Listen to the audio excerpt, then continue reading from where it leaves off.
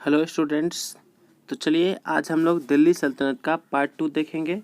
इसमें दिल्ली सल्तनत से रिलेटेड जितना भी इम्पोर्टेंट क्वेश्चन होगा सबको हम लोग यहाँ डिस्कस करेंगे, जो आपके किसी भी एग्ज़ाम के लिए एसएससी हो, बीपीएससी हो, बिहार दरोगा, बीएसएससी, बिहार पुलिस, ऐसे किसी भी कॉम्पिटिटिव एग्ज़ाम्स के लिए काफ़ी इम्पोर्टेंट होगा।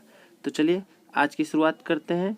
और यदि आप अभी तक मार्गदर्शन बाय रविकांत सर को सब्सक्राइब नहीं किए हैं तो फटाफट यूट्यूब पे जाइए और मार्गदर्शन बाय रविकांत सर को सब्सक्राइब कीजिए और बेल आइकन बजाना नहीं भूलेंगे। चलिए आज की शुरुआत करते हैं पहले क्वेश्चन से। तो देखिए, इससे पहले के वीडियो में हमने 30 क्वेश्चन का डिस्कस करवा रखा है दिल्ली सल्तनत का, जो इसके डिस्क्रिप्शन में जिसका लिंक दिया होगा आप उसको भी देख लीजिएगा। और 31वां नंबर से क्वेश्चन से हम लोग यहाँ पर देखेंगे। तो आज का पहला क्वेश्चन, मध्यकालीन भारत का पहला शासक सती प्रथा रोकने का प्रयास किया था। तो देखिए, मध्यकालीन भारत का पहला शासक जो सती प्रथा रोकेंगे वो होंगे मोहम्मद बिन तुगलक, ऑप्शन नंबर सी। ये प्रयास किए थे, जबकि इसको रोके थे फिरोज शाह तुगलक। उसके बाद अकबर भी रोकेगा, औरंगजेब भी रोकेगा, है ना। और lastly finally Lord William Bentinck sati प्रथा को भारत से समाप्त करेगा राजा राम मोहन राय की सहायता से। चलिए अगला क्वेश्चन 32 नंबर क्वेश्चन देखते हैं। अगला क्वेश्चन है, जोधपुर अभिलेख में अलाउद्दीन खिलजी की तुलना किससे की गई है। तो जोधपुर अभिलेख में अलाउद्दीन खिलजी की तुलना ऑप्शन नंबर ए देवता से की गई है, और कहा गया है कि ये देवतुल्य है ना। इसके जोधपुर अभिलेख में अलाउद्दीन खिलजी की तुलना देवता से की गई है। क्वेश्चन नंबर 33 अगला क्वेश्चन देखते हैं। अस्थाई सेना रखने का शुरुआत किस शासक ने किया था। तो अस्थाई सेना रखने की शुरुआत मोहम्मद बिन तुगलक ने किया था। ऑप्शन नंबर बी मेरा राइट आंसर होगा, option number B Mohammad bin Tughlaq, है ना। यही मोहम्मद बिन तुगलक अस्थाई सेना रखना शुरू करेगा, जबकि इस सेना को वंशानुगत करने का श्रेय फिरोज शाह तुगलक को जाता है। वंशानुगत करेंगे फिरोज शाह तुगलक। चलिए अगला क्वेश्चन, नेक्स्ट क्वेश्चन नंबर 34 हजार दिनारी किसे कहा जाता है। तो ऑप्शन नंबर बी मेरा राइट आंसर होगा, मलिक काफूर। मलिक काफूर को ही हजार दिनारी कहा जाता है, क्योंकि इसको 1000 दिनार में खरीद के लाया गया था इल्तुतमिश के द्वारा, किसके यहाँ, सॉरी अलाउद्दीन खिलजी के दरबार में, इसलिए इसको 1000 दिनारी कहा जाता है। अगला क्वेश्चन 35 नंबर देखते हैं। 35 नंबर क्वेश्चन क्या कहता है, मुबारकाबाद नगर किसने बसाया था। तो इसका answer option number B is the right answer, Mubarak Shah के द्वारा बसाया गया था मुबारकाबाद शहर। चलिए next question, question number 36 number, Gulrukhi के उपनाम से कौन सा शासक फारसी में कविता लिखता था। तो वो होंगे Sikandar Lodi. Option number C मेरा सही आंसर होगा, सिकंदर लोदी। गुलरुखी के नाम से कविता लिखता था Sikandar Lodi.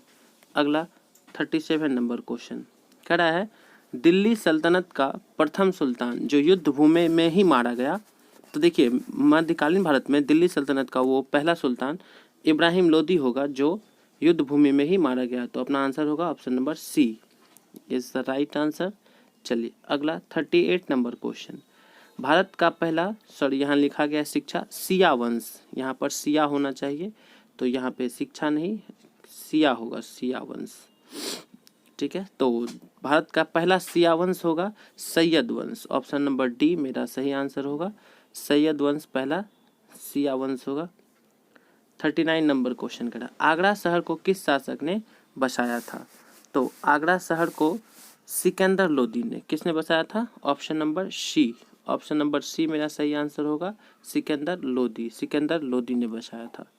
Next question, question number 40, चढ़ईकर और गढ़ईकर किस शासक के द्वारा लगाया गया था।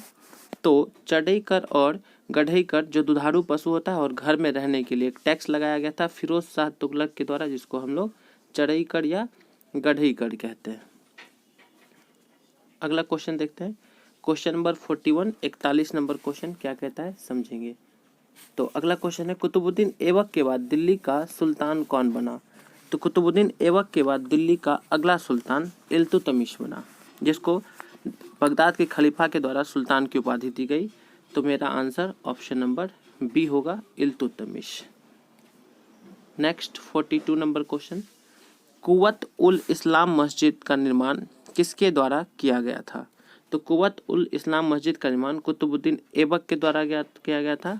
ऑप्शन नंबर सी मेरा सही आंसर होगा। चलिए 43 नंबर क्वेश्चन क्या कह रहा है, ध्यान देंगे। दिल्ली का सुल्तान बनने से पहले बलबन किसका प्रधानमंत्री था? तो दिल्ली का सुल्तान बनने से पहले Nasiruddin Mohammad, option number C, का प्रधानमंत्री था बलबन, और यही बलबन को नसरुद्दीन मोहम्मद उलूग खां की उपाधि दिया था। और बलबन ही नवरोज उत्सव शुरुआत कराएगा और लोह रक्त की नीति अपनाएगा, सिजदा और पैबोस शुरू करवाएगा। अगला क्वेश्चन 44 नंबर क्वेश्चन, बाजार नियंत्रण प्रणाली किसने प्रारंभ की थी? तो आंसर होगा Alauddin Khilji, option number D मेरा सही आंसर है। बाजार नियंत्रण प्रणाली अलाउद्दीन खिलजी ने शुरू करवाई थी और इसी के लिए ये जाना भी जाता था। 45 नंबर क्वेश्चन, चंगेज खां का वास्तविक नाम क्या था? तो चंगेज खां का वास्तविक नाम ऑप्शन नंबर बी तैमूचिन था, तैमूचिन। तो चलिए अगला क्वेश्चन नंबर 46, निम्न में किसने अपने आप खलीफा घोषित किया था? तो अपने आप खुद को खलीफा घोषित करने वाला शासक महमूद गजनवी होगा, ऑप्शन नंबर बी मेरा सही आंसर है।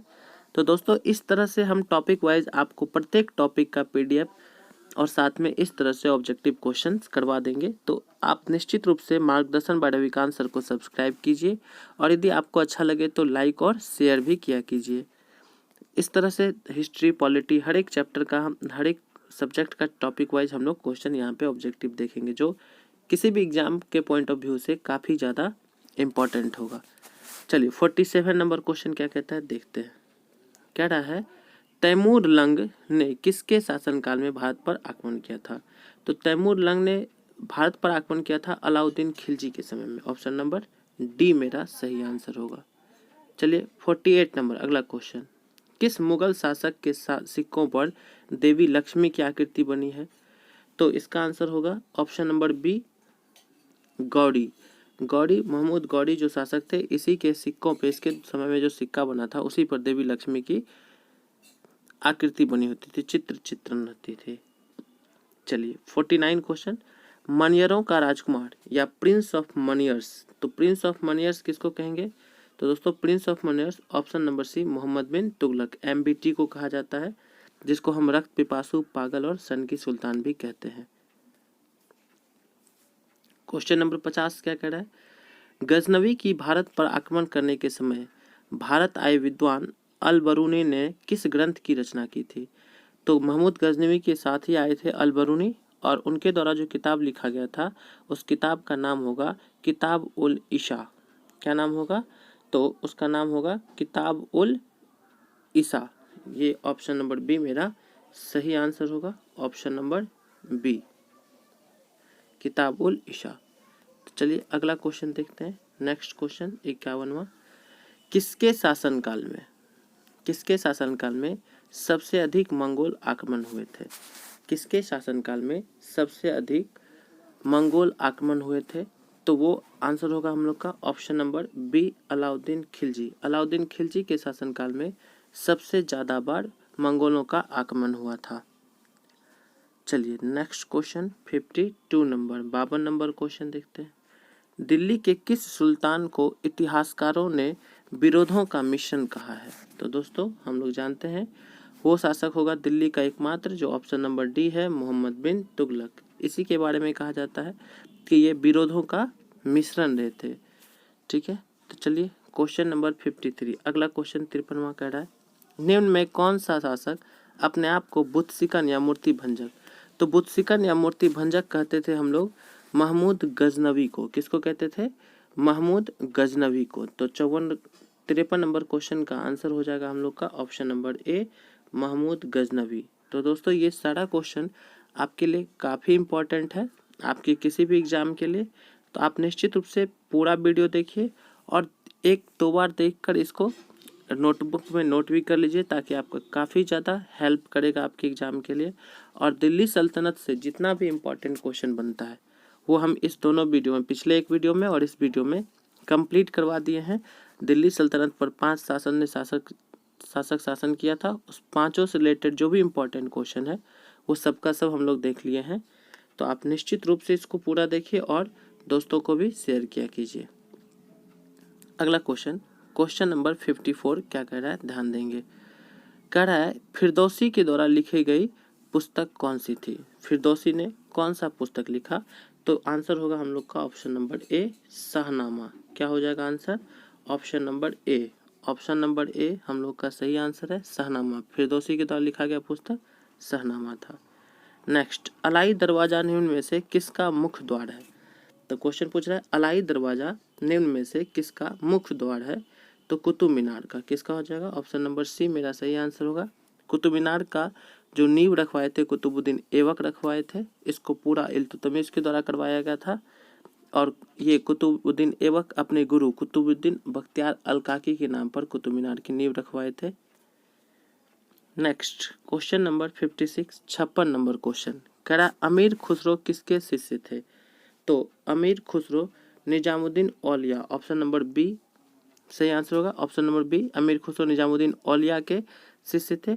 और यही निजामुद्दीन औलिया का एक फेमस डायलॉग है कि दिल्ली दूर है। आपसे क्वेश्चन पूछा जाएगा कि दिल्ली दूर है किसने कहा था, तो निजामुद्दीन औलिया। चलिए अगला क्वेश्चन 57, 57 नंबर क्वेश्चन क्या कर रहा है, ध्यान दीजिए। पद्मावत उपन्यास किसके शासनकाल के दौरान लिखा गया था। तो दोस्तों पद्मावत अब जो उपन्यास है उसमें अलाउद्दीन खिलजी के चित्तौड़गढ़ अभियान के बारे में लिखा गया है, के बारे में दिया गया है। और इसको लिखेगा मलिक मोहम्मद जायसी, लेकिन ये लिखा गया था शेरशाह सूरी के शासनकाल में। Option number C, Sher Shah Suri के शासनकाल में लिखा गया था मलिक मोहम्मद जायसी के द्वारा, जिसमें अलाउद्दीन खिलजी के बारे में लिखा गया है पद्मावत उपन्यास में। अगला क्वेश्चन देखते हैं 58, अंततः लोगों को इससे और इसको लोगों से मुक्ति मिली। यह कथन आप जानते हैं मोहम्मद बिन तुगलक के बारे में कहा गया है। तो ऐसा भी क्वेश्चन पूछ सकता है दोस्तों कि किसके बारे में ये कहा गया है, तो शासक होंगे पागल लख्वी पासो, जिसको हम MBT मोहम्मद बिन तुगलक कहते हैं, इसी के बारे में कहा गया है। और किसने कहा है, तो बदायूनी नाम के इतिहासकार। ऑप्शन नंबर बी मेरा सही आंसर होगा। बदायूनी ने क्या कहा है इसको, कि अंततः लोगों को इससे और इससे लोगों को मुक्ति मिल गई। जबकि एलिफेंस्टीन ने क्या कहा, एलिफेंस्टीन इसको पागल या रक्तपिपासु सुल्तान कहा है। चलिए, तो इस तरह से हम लोग जितना भी दिल्ली सल्तनत से रिलेटेड क्वेश्चन था इम्पोर्टेंट, वो सारा ऑब्जेक्टिव देख लिए। तो यदि आपको अच्छा लगे तो निश्चित रूप से सब्सक्राइब कीजिए आप मार्गदर्शन बाय रविकांत सर को, और बेल आइकन बजाना नहीं भूलेंगे। और इस तरह के वीडियोस और भी सब्जेक्ट से रिलेटेड कॉम्पिटिटिव एग्जाम से सारा वीडियो आपको इस चैनल पे मिलेगा। तो दोस्तों आज के लिए इतना ही, फिर अगले वीडियो में हम लोग अगले टॉपिक का डिस्कस करेंगे।